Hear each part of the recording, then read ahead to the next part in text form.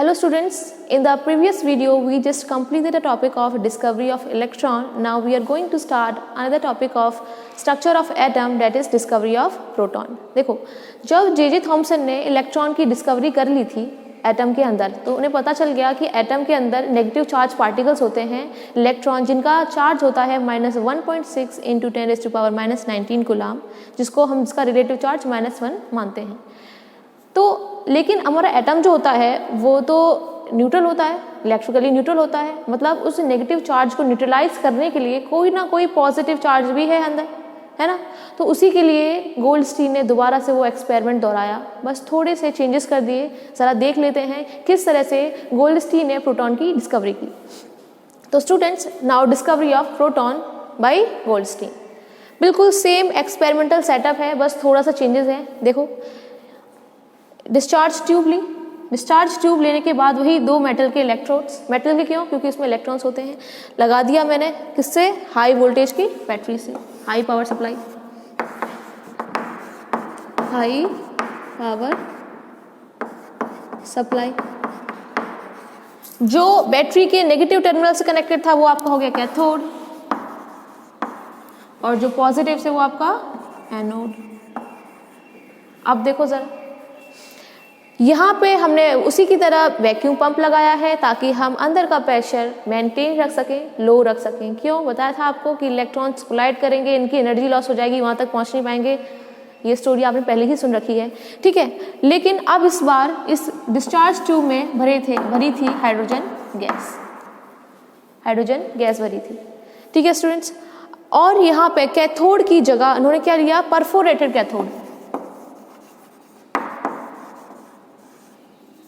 Perforated cathode मतलब cathode में छोटे छोटे होल्स थे ताकि जो रेज है यहाँ से अंदर पास हो जाए, ठीक है। और जब जे थॉमसन ने एक्सपेरिमेंट किया था, उन्होंने फ्लोरेसेंट मटेरियल लगाया था एनोड वाली साइड पर, लेकिन अब तो हमें पता है कि अपोजिट डायरेक्शन में पार्टिकल्स निकलने वाले हैं, तो उन्होंने कैथोड साइड में पीछे फ्लोरेसेंट मटेरियल की कोटिंग कर दी, कोटिंग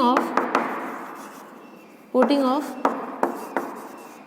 फ्लोरोसेंट मटेरियल, कौन सा, ZnS लगा दिया, ठीक है। अब क्या हुआ बच्चों, देखो ज़रा, यहाँ पे हमारी हाइड्रोजन गैस H2 गैस भरी हुई है, H2 हाइड्रोजन गैस भरी हुई है। अब देखो क्या हुआ, जैसे ही बैटरी ऑन की, पावर सप्लाई, हमने हाई पावर सप्लाई दिया, वोल्टेज अप्लाई किया, तो क्या हुआ, इलेक्ट्रॉन यहाँ से निकलना शुरू हुए, इलेक्ट्रॉन निकलना शुरू हुए। अब ये क्या करेंगे, ये इलेक्ट्रॉन हाइड्रोजन के एटम के साथ टकराएंगे। जब ये टकराएंगे, है ना, तो क्या करेंगे, इसमें से ये इलेक्ट्रॉन्स को निकाल देंगे बाहर, और हमारे पास क्या बचेगा, प्रोटॉन। जब ये एनर्जेटिक इलेक्ट्रॉन पार्टिकल्स हाइड्रोजन के एटम से जैसे ही कोलाइड किया, तो इलेक्ट्रॉन उसमें से बाहर निकल गए, सिर्फ उस एटम के अंदर पॉजिटिव चार्ज पार्टिकल ही बचे, और इलेक्ट्रॉन स्ट्राइक करके कहाँ भाग गए, एनोड की तरफ भाग गए। क्योंकि क्या थे, इलेक्ट्रॉन के पास नेगेटिव चार्ज है और एनोड हमारा पॉजिटिव चार्ज इलेक्ट्रोड है, तो यहाँ इसकी साइड आ गए। बचे हुए पॉजिटिव चार्ज पार्टिकल्स हाइड्रोजन के, बचे हुए पॉजिटिव चार्ज पार्टिकल्स हाइड्रोजन के कहाँ जाएंगे, इधर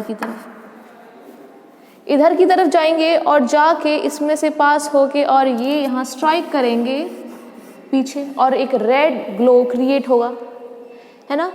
दोबारा सुनो, डिस्चार्ज ट्यूब थी, उसके अंदर थी हाइड्रोजन गैस, जैसे ही ये इलेक्ट्रॉन हाइड्रोजन गैस में कोलाइड किया, इलेक्ट्रॉन बाहर निकल गए, बचे क्या, सिर्फ एटम के अंदर पॉजिटिव चार्ज पार्टिकल्स। अब वो पॉजिटिवली हैं तो ऑब्वियस सी बात है, कहाँ अट्रैक्ट होंगे, नेगेटिव की तरफ, कहाँ, कैथोड की तरफ। और कैथोड तरफ पास होने के बाद जब ये परफोरेटेड कैथोड में से अंदर गए, तो यहाँ पे थी आपकी कोटिंग फ्लोरोसेंट मटेरियल की, जैसे ही स्ट्राइक करेंगे तो एक ब्राइट स्पॉट क्रिएट फिर दोबारा से होगा, यहाँ पे रेड ग्लो होने लगा। तो उन्हें समझ में आ गया कि एटम के अंदर positive as well as negative दोनों ही चार्ज पार्टिकल्स होते हैं, जिसकी वजह से हमारा एटम हमारा न्यूट्रल होता है, ठीक है। जो यहाँ से रेज निकली, कहाँ से, एनोड से, इन्हें बोलते हैं हम कैनाल रेज, कैनाल रेज। जैसे वहाँ पे कैथोड रेज थी, ये थी आपकी कैनाल रेज, ठीक है। अब इनकी हम कैरेक्टरिस्टिक्स पढ़ लेते हैं।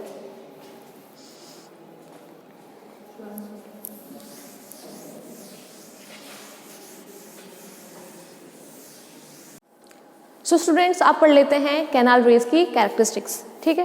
तो देखो पहले तो यही कि जैसा आपने कैथोड रेज में देखा था कि ये सीधे सीधे चलती हैं, तो ये भी स्ट्रेट लाइन में ही ट्रेवल करती हैं। तो फर्स्ट तो यही है कि आपकी जो कैनाल रेज हैं वो ट्रेवल इन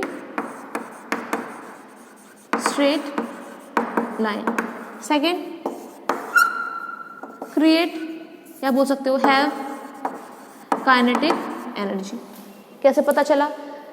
इनके अंदर काइनेटिक एनर्जी होती है। जैसे कि आपने कैथोड रेज वाले एक्सपेरिमेंट, जब आपने कैथोड रेज का एक्सपेरिमेंट किया था तो क्या हुआ था, आपने छोटे छोटे व्हील्स रखे थे उनके रास्ते में, जैसे ही इलेक्ट्रॉन पे स्ट्राइक किए तो व्हील चलने लग गए थे। सेम यहाँ भी अब क्या होगा, जैसे ही मैं यहाँ पे छोटे छोटे पैडल व्हील रख दूंगी तो ये जो प्रोटॉन्स हैं क्योंकि इनके अंदर काइनेटिक एनर्जी होती है, इसमें स्ट्राइक करेंगे और ये व्हील्स जो है रोटेट होना शुरू हो जाएंगे, तो इनके अंदर काइनेटिक एनर्जी भी होती है। थर्ड, डिफ्लेक्ट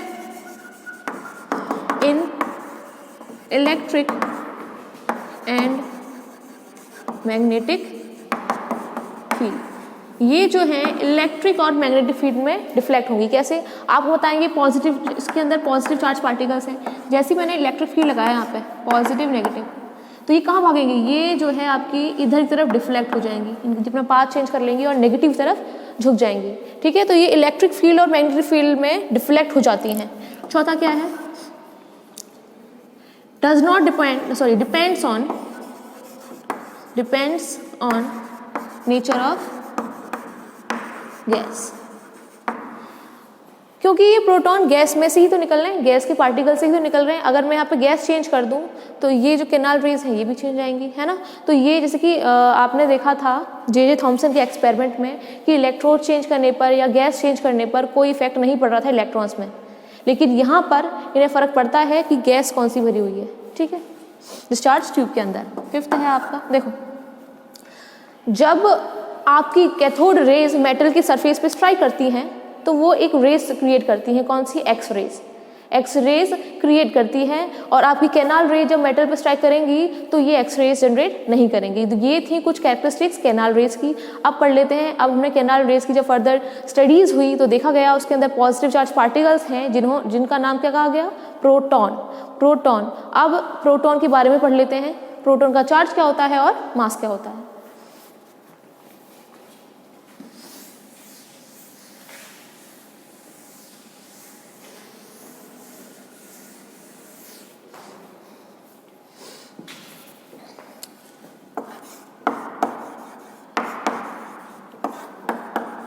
अब देखो प्रोटॉन होते हैं हमारे पॉजिटिव चार्ज पार्टिकल्स, मतलब इनका चार्ज क्या होगा, देखो इलेक्ट्रॉन और ये प्रोटॉन एटम के अंदर दोनों ही हैं और एटम है हमारा इलेक्ट्रिकली न्यूट्रल, मतलब जितना चार्ज इसका होगा नेगेटिव में उतना ही इसका चार्ज होगा पॉजिटिव में। इसका चार्ज कितना था, -1.6 × 10⁻⁻19 कूलम। इसका भी चार्ज इतना ही होता है, बस मैग्नीट्यूड डिफर हो जाता है। कैसे? इसका हो जाता है +1.6 × 10⁻19 कूलम। इसका रिलेटिव चार्ज हम ले लेते हैं -1, इसका रिलेटिव चार्ज लेंगे +1। इलेक्ट्रॉन का मास कितना था, 9.1 × 10⁻31 किलोग्राम। और वहीं प्रोटॉन के मास की बात करूं तो उसका मास होता है 1.67 × 10⁻27 किलोग्राम, ठीक है। ये हाइड्रोजन के एटम